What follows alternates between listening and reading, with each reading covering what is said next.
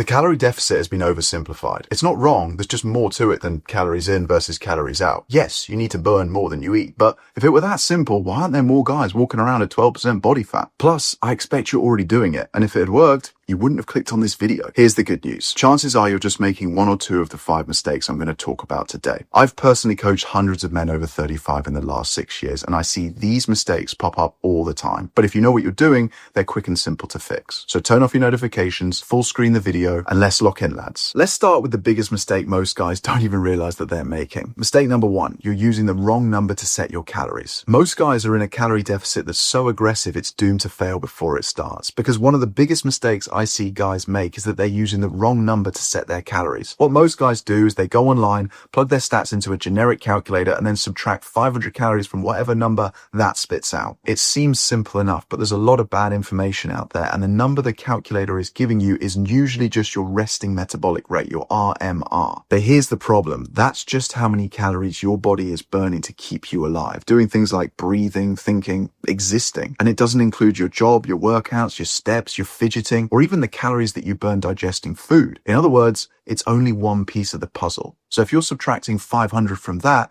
you're probably ending up with a daily intake of around 1300 to 1700 calories. That might be fine for a sedentary woman, but for a man who's trying to function like a normal human and live a healthy, active life, it's way too low. And here's where it gets worse. When your calories are too low, your body starts to push back. You lose muscle, not fat. Your metabolism starts to slow down. And worst of all, your energy tanks. If you don't have energy, you're not going to move as much. You won't have the fuel to push yourself in the gym. And as a result, you'll burn fewer calories overall, which defeats the entire point of the deficit in the first place. And this is why most guys quit. Not because they're weak, not because they don't want it enough, but because the plan they're following was unsustainable from day one. So many of my clients have been blown away when they joined the program because mentally they're preparing themselves for someone, me, to tell them that they can only eat lettuce for the next 12 weeks. When in the majority of cases, I spend half my time telling them to eat more. The best example of this is probably James. He used to have that classic skinny fat look. His idea of a plan was to starve yourself until you cry and run until your feet bleed. But I gave him the proper macros and calories, which were much higher than he'd been aiming for, and this is what happened. So what's the fix? You need to stop focusing on your RMR and start looking at your TDEE. That's your total daily energy expenditure, the actual number of calories you burn each day. And it includes 4 things. Your RMR, which we've just talked about, your NEAT, which stands for non-exercise activity thermogenesis. And this is all the little movements you make each day, getting your steps in, climbing the stairs, playing with your kids, even fidgeting. Your exercise, whether it's lifting, cardio, or sport. And number 4, the thermic effect of food. Yes, digestion burns calories too. And then once you know your TDEE, you can create a moderate deficit by subtracting 500 from that number. And that is your sweet spot. Enough to lose fat, but not so much that you lose your mind. If you want help figuring that number out properly, I've got a free calorie calculator I built just for guys like you. It will give you your TDEE and a proper deficit target to aim for. I'll leave the link in the description under the video if you want to check it out. But even after you've got your numbers right, that doesn't guarantee you'll stay in a deficit. There's still 4 other mistakes I see guys make all the time. So let's talk about the next one. Mistake number 2. You're not actually in a deficit anymore. Just because you were in a deficit doesn't mean you still are. Let's say you fixed the first mistake. You've worked out your TDEE, you're eating in a proper, sustainable deficit. And at first, it's working. Your weight's coming down, your clothes are looser, you're feeling pretty good. But then disaster strikes and your progress stalls. You're eating the same meals, you're doing the same steps, you're hitting the same workouts, but suddenly nothing's happening. The scales stop moving, the mirror looks the same, and now you're starting to think, what the hell is going on? This is where most guys either panic, give up, or start slashing calories and adding more cardio. But the real issue here is something called metabolic adaptation. Don't worry, I'm not going to give you a full science lecture. All it means is this. As you lose weight, your body starts burning fewer calories. Not just because you're smaller, but because your metabolism has become more efficient. In other words, you burn fewer calories doing the exact same activities. Your hunger goes up, your energy drops, you stop fidgeting and moving as much without even noticing, and your body basically catches up and closes the gap. So what used to be a deficit is now your maintenance, even if nothing has changed on paper. And by the way, this is completely normal. It happens to everybody. It happened to me, but it catches most guys off guard, especially if you've lost a lot of weight quickly and then suddenly it stalls. There's actually research that shows when someone loses just 10% of their body weight, their daily calorie burn can drop by 15 to 20%. Well, that's going to be enough to completely wipe out your deficit if you don't adjust it. And it gets worse if you're eating back calories from fitness trackers or apps like MyFitnessPal, because those numbers are wildly inaccurate. I've seen studies that show fitness trackers can be overestimating the calorie burn by 20 to 50%. So if you're burning 600 calories according to your watch, well, I hate to break it to you, but it's probably closer to 300. But if you then go and eat back those 600, you've just erased your entire deficit without even realizing it. Now, that doesn't mean you should ignore your fitness tracker completely. What they are good for is tracking trends, comparing one session to another. Did you work out harder today than yesterday? Did your heart rate stay the same? That kind of thing. But when it comes to tracking your deficit, don't use the calories burned as a permission slip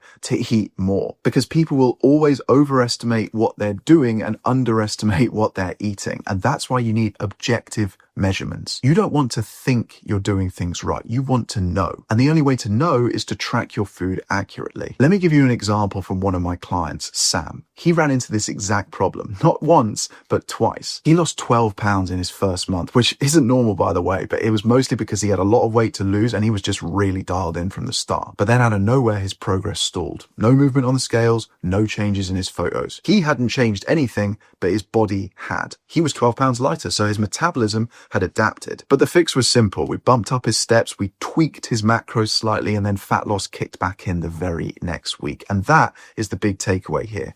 Your plan has to evolve with you. In other words, your calorie goal is a moving target. So what worked for you when you were 220 pounds isn't going to work the same for you when you're 190. So what do? First things first, start by checking your progress over the last 2 to 3 weeks. Has your weight actually plateaued? Is your waist the same size? Do your progress photos look identical? And if, and only if, you are ticking those boxes and you're still doing everything right, then you're probably not in a deficit anymore. But no, the answer isn't to starve yourself. You've got two options at this stage. One, you can reduce your food slightly, maybe by 100 to 200 calories, or two, and this is what I usually recommend, increase your movement. Add 2,000 to 3,000 steps per day, go from 8,000 to 10,000, or just add in a little bit of cardio. Nothing extreme. You're not training for a marathon or a triathlon. Well, you're probably not. You could just do some treadmill sprints at the end of the workout, or maybe some, 5 to 10 minutes of rowing. It doesn't really matter, but the point is, it doesn't need to be anything extreme, because if you can stay in a deficit without slashing your calories, you'll feel better, you'll hold on to more muscle, and you'll actually enjoy the process too. And that is how you get lean without feeling like you're on a diet. The problem is most guys are falling into a big trap. Let me explain. Mistake number 3, you're moving less than you think. Here's the crazy part. Your brain is slowing you down and you don't even know it. When you start dieting, when you start eating less, your body fights back, but not in the way most guys expect. It doesn't just burn fewer calories, it starts conserving energy in subtle ways that you would never even notice. You fidget less, you pace less, you start taking the lift instead of the stairs, you drive instead of walk, you sit just that little bit longer between sets. In other words, you move less, but without meaning to. And what makes it hard to see is that this doesn't happen overnight. It happens gradually, so you won't even notice it. I remember vividly when I went through this experience. You could have strapped me to a lie detector and I would have sworn to you that I was doing the exact same thing. But then I looked at my steps for the first time in a few weeks and saw that they dropped by about 30%. Now, in one day, that might not be a big deal, but 30% every single day, well, that adds up. This is what's known as NEAT, non-exercise activity thermogenesis, which is just a fancy way of saying all the calories you burn living a normal life. Not workouts, not cardio, just walking, standing around, moving around the house, doing the shopping, taking the bins out, playing with your kids, that kind of stuff. And this is where most guys go wrong. They think fat loss is all about the training. They're obsessed with their 45-minute workouts. But the truth most fitness experts won't tell you, because they want to sell you their workout PDF, is that your workouts are not as important as you think they are for fat loss. Your daily movement, the boring, easy, forgettable stuff, makes up a much bigger slice of your calorie burn than lifting weights or doing circuits. So even if you're training 3 or 4 times per week, your total energy output could still be way down. Not because you're slacking, but because your brain has ever so gradually slowed you down. And that's why so many guys stall without even realizing it. But the fix is simple, and I kind of alluded to it earlier. Track your steps. Don't guess, don't estimate, track them. Because if you don't measure it, you'll almost always overestimate it. You want a number, a target, a baseline. And here's where it gets crazy. The average man in the US and the UK, which is where most of you guys are, is only on his feet for 40 minutes a day. 40 minutes out of 1,440. It's embarrassing when you hear it like that, isn't it? But here's the good news. If you commit to walking for just 3 hours a week, you'll burn an extra 600 calories, and that adds up to 9 pounds of fat a year. Bump that up to 10,000 steps a day, and now you're walking the equivalent of 70 marathons a year. You don't need to run them.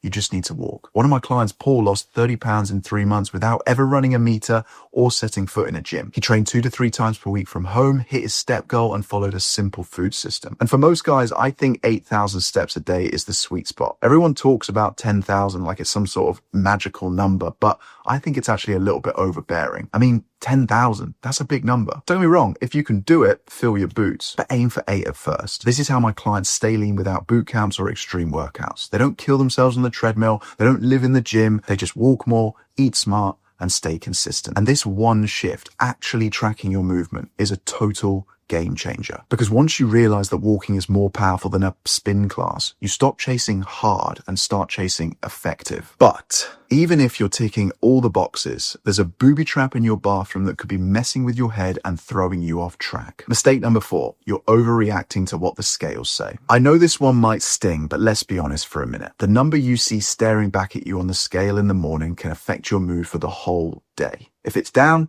you feel great, but if it's up, you feel like a failure. This mindset is kind of dumb, and you don't need to worry about it, because the truth is, the scale isn't lying, you're just interpreting it wrong. Let me blow your mind for a second. Did you know that depending on how much you weigh, your weight can fluctuate by 10 pounds in a single day? Let that sink in for a second. 10 pounds. Gone or gained for no real reason. It could be the pizza that you had last night. It could be that you haven't been to the toilet yet today. It could be sleep, stress, digestion, inflammation, hydration, or just the time of your last meal. Truth be told, there's at least 20 reasons why your weight might have stalled. And I'll actually link a video up here. I mean, it might be up here, somewhere here, but I've already talked about all of this if you want to find out more about it. But the point is, these fluctuations are completely normal. They don't mean you're off track, and they don't mean you're failing. When you don't expect them, those spikes feel like a punishment. You eat well, you train, you stick to the plan, and the next morning the scale jumps up. And that's where most guys crumble. They start second guessing everything. They panic, they slash their calories, they start skipping meals, and within a few days, they're completely off the rails. This is what ruins progress, not the scale, but your reaction to it. So here's the fix. Zoom out. Stop reacting to daily weigh-ins and start looking at weekly trends. Just like with your steps, you need actual data. Not guesses, not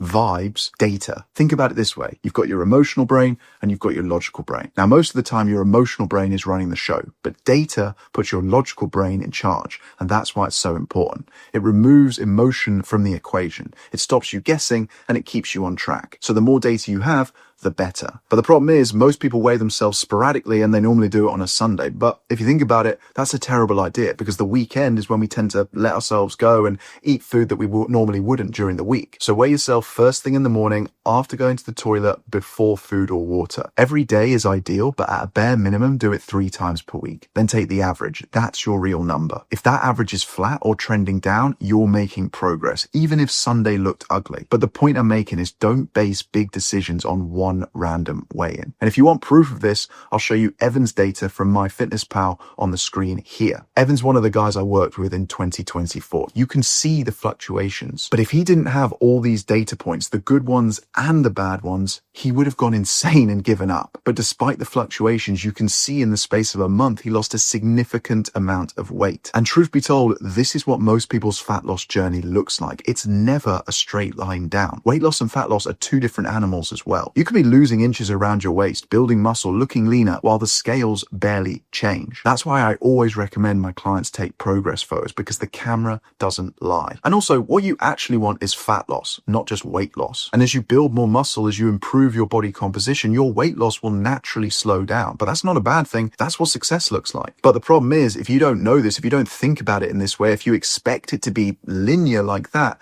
you'll get stuck and probably give up. And ultimately, this is why most guys never get the results that they want. So bottom line, if you let the scales control your emotion, it will control your actions. And when your actions go out the window, so does your progress. So trust the data, not the emotion. And finally, the unsexy truth that separates the guys who make it from the guys who don't. Mistake number 5, you're not being consistent. Let's end on the one that no one wants to hear, but it's probably the one that's holding you back the most. You're not being consistent. In your head, it feels like you're ticking all the boxes. You're training hard, you're eating well, you're doing most things right. But fat loss isn't a feeling, it's a formula. And if you're someone who eats clean Monday to Thursday, but then Friday hits and it's beers, takeouts, family meals, snacks on the sofa, well, guess what? That deficit you just spent 4 days building, gone in 2 minutes flat. And even worse, some guys undereat during the week thinking that they're disciplined, but then overeat hard on the weekend because they're starving and feel drained. And this is what keeps you stuck in that vicious cycle. You know, where you're working hard, feeling frustrated and seeing no real change. Because one big day at the weekend is all it takes to erase 5 days of clean eating. And the craziest thing is you won't even realize it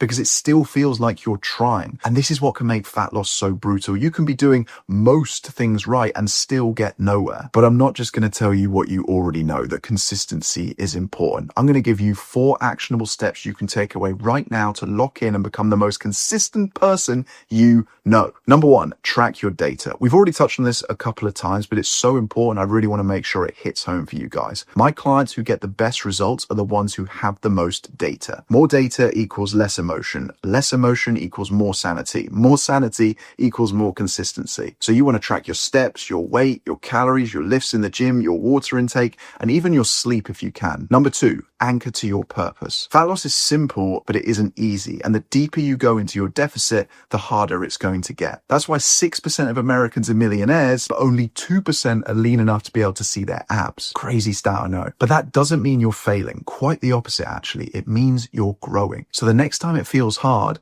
smile through the pain and remind yourself why you started this in the first place. Think back, something will have triggered you to start down this road. Maybe it was sitting around with your mates and realizing that you were the biggest. Maybe it was a passive aggressive comment from your partner. Maybe you couldn't fit into your jeans one day, but it doesn't really matter. Whatever it was, try to remember how that made you feel at the time. Because when motivation fades, which by the way, it will, your why is what keeps you grounded. Number 3, set your environment up to win. Willpower is a terrible strategy because your environment always wins. If your house is full of junk food or your mates only want to eat out and drink, you're screwed. You want to put as many barriers between you and the bad habits and your triggers as possible. So don't keep junk food in the house, prep your meals in advance, lay your gym clothes out the night before, leave your alarm out of arm's reach from your bed, take calls while you walk. Basically, what you want to do is make the good habits easy and the bad ones hard. And finally, number 4, don't do it alone. Your motivation will fade. And when it does, you need someone in your corner. Not just to hand you a plan, but to help you troubleshoot and ultimately to keep you sane. So whether that's a coaching program or a community of men on the same mission as you, it doesn't really matter. If you want to go fast, go alone. But if you want to go far, go together. And that brotherhood, that alliance, that support and accountability is what most guys are missing. You don't need to be perfect. You just need to do the simple things well consistently. So stop resetting, start tracking, set up your environment, anchor to your why, and get the right support, because that is how you're going to win this game. Those are the 5 mistakes. You know what to look out for now. And if you can stay consistent, avoid these traps, and course correct when things stall, I know for a fact you're going to get that. But if you want my help putting together a proper plan with weekly accountability check-ins and access to the private community that I run that's full of guys on the same mission as you, just tap the second link in the description that's underneath this video and you can watch the short video that walks you through exactly how my program will help you build the mindset, the macros, the workouts, and the habits you need to get back into shape once and for all. Or if that doesn't appeal to you, you can check out this video next. So I hope you found the video useful. Catch up soon.